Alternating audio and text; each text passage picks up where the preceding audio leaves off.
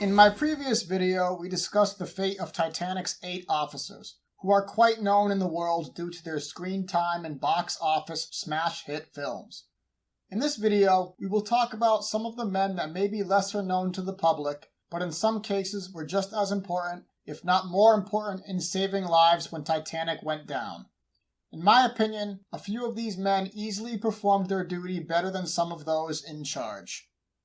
Fred Barrett. He was a leading fireman located in Boiler Room 6 when the collision occurred. After reaching the boat deck, he managed to escape on lifeboat number 13, which was nearly overloaded. As lifeboat 13 was being lowered, lifeboat 15 was being lowered directly above it, which threatened to crush the people in 13. Keep in mind, these lifeboats are several thousands of pounds and are being manually lowered with ropes and pulleys by men, not machines. During the British inquiry, Barrett testified that water being ejected from Titanic was threatening lifeboat 13 as it was being lowered. Quote, "When we found the discharge was coming out, we stopped lowering and all the hose was tied up in the boat. I had a knife and I cut the hose adrift and shoved 2 oars over the forward end to shove the lifeboat off the ship's side. We got into the water and there was a bit of current and it drifted us under number 15 boat. And I sung out, 'Let go the afterfall.' Nobody seemed to realize what I was doing. I walked across the women to cut the fall, and the other fall touched my shoulder. The falls he is referring to are ropes, which are tethering the lifeboat to Titanic." After his lifeboat was clear of danger, Barrett took charge of the lifeboat. After Titanic sank, he claims he asked someone else to take charge because he was essentially passing out due to the cold. He was only wearing very thin clothing due to the high temperatures in the boiler rooms where he worked. Reginald Lee. Along with Fred Fleet, he was a lookout in the crow's nest when the Titanic struck the iceberg. He gave significant testimony at the inquiries in terms of describing how the ship struck the iceberg. He was relieved from his shift at midnight but remained on deck to help prepare lifeboats for lowering. He escaped in lifeboat 13, but died in 1913 to pneumonia. I suppose 13 is an unlucky number after all. Frederick Fleet. Fred Fleet was the other lookout on duty in the crow's nest with Reginald Lee.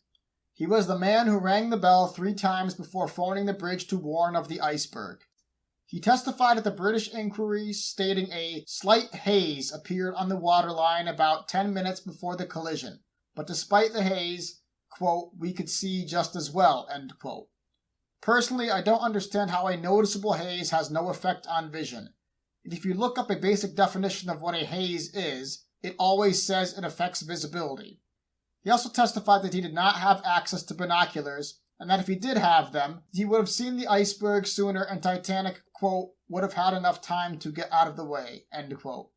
He eventually escaped in lifeboat 6. Harold Bride. He was a wireless telegraph operator and worked under Phillips.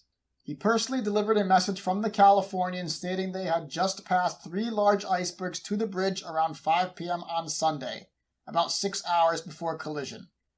Californian was a ship that was estimated to be within 20 miles of Titanic when it sank. After the collision, he and Phillips worked to send out distress messages for help. He survived by climbing onto capsized collapsible lifeboat B after it was swept off the deck.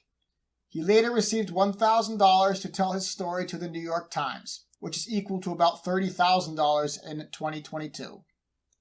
Jack Phillips. He was the chief wireless telegraph operator who worked with Harold Bride. Even after the captain told him to abandon his post, he continued to work until water was entering the wireless room and sent the last distress call from Titanic at 2:07 a.m. Charles Lightoller testified that Bride told him Phillips had attempted to cling to capsized collapsible lifeboat B but had died, presumably to the cold. Phillips' uncle later admitted that he impersonated Jack by sending a wireless message to Phillips's parents stating, quote, "making slowly for Halifax. Practically unsinkable. Don't worry," end quote. It was assumed the uncle sent this message to provide some comfort to Phillips's parents in the aftermath of the sinking, since it took several days to get any information on survivors. I would be very curious to know how the relationship between the uncle and the parents played out. There are several other stories about people on the Titanic that are worth discussing. I may make videos in the future regarding this topic. Thanks for watching.